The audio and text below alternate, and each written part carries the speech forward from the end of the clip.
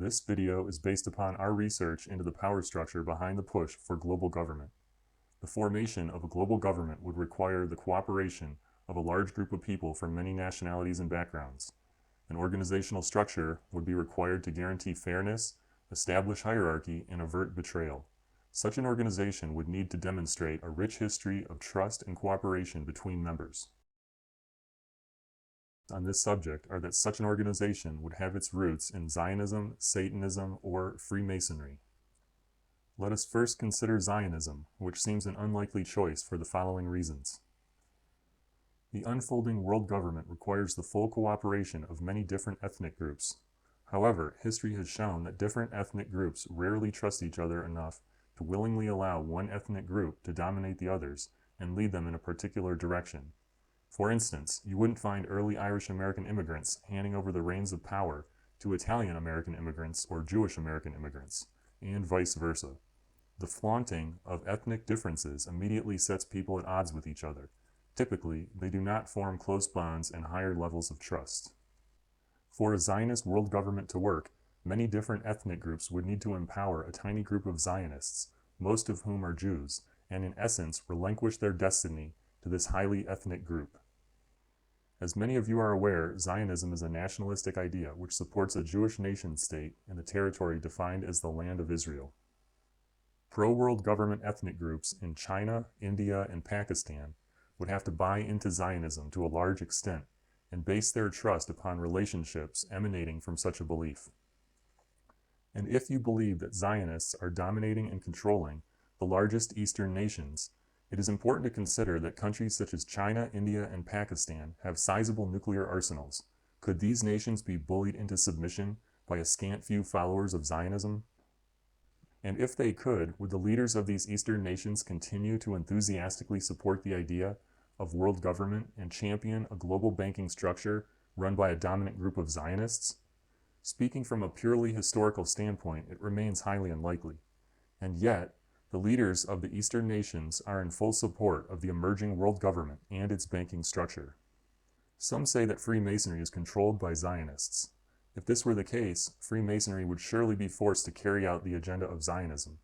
And because the agenda of Zionism is very particular to Israel, it would be obvious to all ethnic groups within Freemasonry that an agenda of Israeli favoritism was being carried out. And so we would arrive back at the problem of Zionism's unlikely ability to unite different ethnic groups under a world government. Do not misunderstand our position. We feel that Zionism is a legitimate problem. We realize that Israel receives special treatment from many countries, and we are fully aware that Israeli agents helped carry out the 9/11 false flag attacks. However, we are not convinced that Zionism is the root of world government. There's a good possibility that many globalists are pretending to be Jews and/or Zionists so they can hide behind the anti-Semitic defense. Furthermore, real Jews and Zionists who advocate world government are likely utilizing the anti-Semitic defense as well. Using sympathy to gain support has worked wonders as a psychological operation, and we see no reason that those behind a world government would not employ such a tactic. In our quest to uncover the root of global government, the next possibility we might consider is Satanism, which has its roots in the Abrahamic religions of Judaism, Christianity, and Islam. Although Satanism has come to encompass a variety of New Age philosophies, it can never truly escape the confines of the religious structure from which it sprang.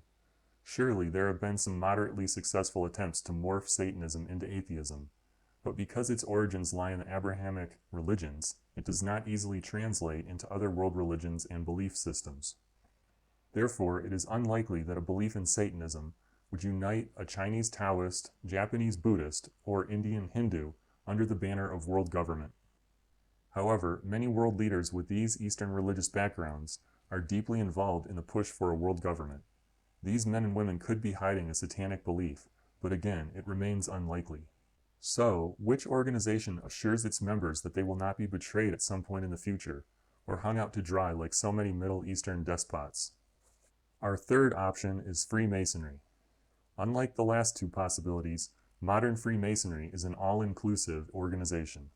Atheists are permitted to join through the Grand Orient de France branch of Masonry. Other Masonic lodges merely require the belief in any supreme being. Freemasonry spans a variety of ethnic groups, Historically, it has fostered trust and cooperation between members of different cultures, races, and religions. There are Masonic lodges in many parts of the world, including Europe, the Middle East, China, India, the Americas, and Africa. Lodges even exist within the military hierarchy of many countries. For instance, the U.S. government allows Masonic lodges within all branches of the military. Masonic symbols and landmarks are strewn across almost every continent. From the Masonic obelisks in Israel, Paris, Washington, D.C., Vatican City, and London, to the Freemason Rothschild-funded Israeli Supreme Court with its massive Masonic pyramid complete with an all-seeing eye at the pinnacle, to the Masonic Temple in Forest Hills, Ohio, which was made possible by Rockefeller estate donations, to the lodges located within the former British colonies of Hong Kong and India, to the Masonic layout of Washington, D.C., the Mason-donated Statue of Liberty, and the symbology on American money itself. No one can deny that Freemasonry has infected almost every country on the planet. Based upon such criteria, Freemasonry could easily be the organization behind the push for world government. There is also abundant historical evidence that the Freemasons have used their power for nefarious purposes. Freemasons were behind the murder of William Morgan, the Jack the Ripper murder cover-up, the French Revolution, the plot to kill Archduke Ferdinand, plans for world wars, judicial and police corruption in the UK, and the mafia-related activities of the P2 Masonic Lodge, to name a few. Interestingly enough, the ruling body of Freemasonry never accepts responsibility for any wrongdoing. Instead, they devote all of their energies to deflecting bad press and denying involvement in any activity deemed harmful to the organization. Masons have proven to be some of the most accomplished liars on the face of the earth. Freemason oaths to aid and assist any distressed Freemason and never reveal anything related to the Brotherhood when given under a Masonic sign, except in matters of murder or treason, are mostly to blame for their numerous deceptions. It is important to remember that Freemasons did absolutely no charitable work until after Freemasonry was banned in several U.S. states around the year 1830 for the organization's involvement in murder and conspiracy. During this time, American Freemasons essentially went into hiding and voluntarily closed lodges to avoid condemnation from a rightfully angry citizenry.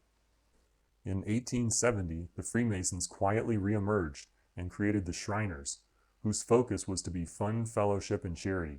The Shriners branch of Freemasonry was designed to put a good face on the recently besmirched organization, and nothing more. Today, the Freemasons continue with their nefarious plans, while using the Shriners Children's Hospital as a defense mechanism. In the end, this strategy is no different than the mob operating a soup kitchen to garner support. It is both deceptive and pathetic. Based upon years of research and a careful process of elimination, we are now confident that Freemasonry is the driving force behind a world dictatorship. We are also convinced that there are no good Freemasons. All members are fully aware of the organization's many trespasses over the centuries, as well as their treacherous oaths, yet they refuse to resign. Unlike most taxpayers who only pay a fraudulent government to avoid lengthy prison sentences, all members of Freemasonry willingly donate money to the Freemason organization and are therefore complicit in the activities of the whole. We encourage the viewer to produce anti-Masonic videos, websites, and spread this message by word of mouth. You may also wish to hold protests outside your local lodge. Freemasons hate bad publicity, and they deserve every bit of it. Your hard work and dedication can bring about the downfall of the abominable Freemason Mafia. We are seeking a worldwide ban against Freemasonry and life sentences for all 5 million or so members who refuse to resign.